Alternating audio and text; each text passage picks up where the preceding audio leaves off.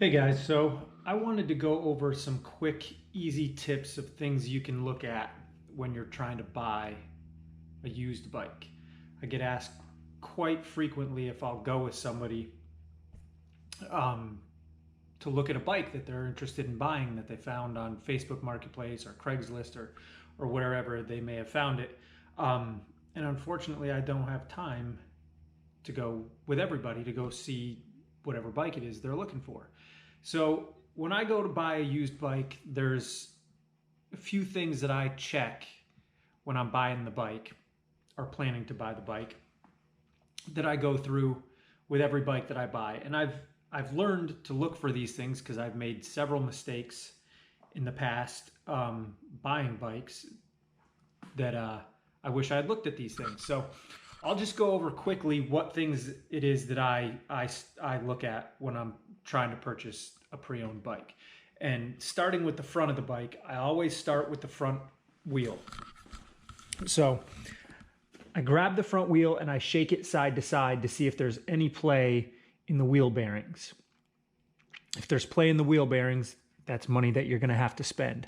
I also run my fingers on both forks to see if the fork seals are leaking. I like to check all the spokes. You're not going to have all your normal tools when you're out, going to see a bike. So, and very few people are going to let you tear down the bike that you're looking at to find out what's wrong with it. So I just give the spokes a squeeze. And if there's any that are loose, a lot of times what it means, if there's a lot of them that are loose, a lot of times it means that the spoke is seized in the nipple and you can no longer tighten it. And then you end up having to cut all your spokes out and replace your spokes. Then going to the top here, I always just check the brake to see if it's got any play or if it's got any air in there or anything like that. Not that that one's a big deal. That's a pretty easy fix if you have to, but I do like to, this is not how I would do it. If I was actually looking at the bike, I would grab one hand on each handlebar, but shake the handlebars forward and back this way to see if there's any play in the steering bearings. If there's any play in the steering bearings, you're probably going to have to replace the bearing and the races on top and bottom. I also like to check to make sure there's antifreeze in it. I bought a bike one time where I didn't check that. Turns out they ran it for, couldn't have been too long, but they ran it without antifreeze and it cooked the top end. So I also like to come down. Now, if the bike has a dipstick, pull the cap and check the dipstick, see how dirty the oil is. Or if it's got a sight glass, you can look in the side and see if the oil's clean, whether it's super dark black, whether they changed it recently.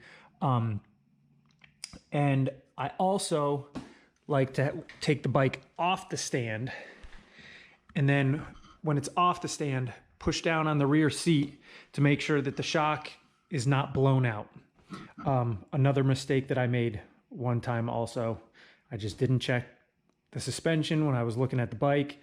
The guy was in a hurry. I couldn't ride the bike, so I didn't see it until I got home and unloaded the bike off the truck, and the back end was basically a pogo stick. So I also, coming to the back, like to check the back brakes to see if the back brakes are okay. Do the same thing with the rear wheel. Shake it side to side to see if the rear wheel bearings are good or not. Then, I don't know if I'm going to be able to show you this, but I like to grab the rear wheel and pull it up. And if there's any play in the linkage down here or in the front of the swing arm, you'll be able to feel it. And again, that's just something else that you're going to have to replace if they're bad. So those are some things I like to check. Also, if the the person that you're trying to buy the bike from will let you ride it, go through all the gears, first through fifth or sixth, however many gears it's got, go through them all, because every now and then, first through third will be good. Fourth or fifth is not good. And it'll be almost like you hit neutral. Now, on an electric start bike, it's a little harder to tell on the compression of it. On a bike that has a Kickstarter, It's pretty easy. You just grab the Kickstarter and you push down. Now you're never going to know for sure what's going on in the motor unless you're for some reason psychic. But if you're not, pushing down on the Kickstarter to feel if it has any compression is a good way to check. What I do on the electric bikes, and it's a little harder to tell, but after you've done it a few times and you know a bike that has compression, you get a feel for it, or you can hear for it. But I hold my finger down on the kill switch and then I hit the start button, and you can kind of hear the motor turning over whether it's got compression or not. If it turns over real easy and it seems to be cranking over really fast, sometimes that's an indicator that it doesn't have good compression. Those are just a few quick tips if you're looking to buy a used bike that you can check next time you go to buy one. All right.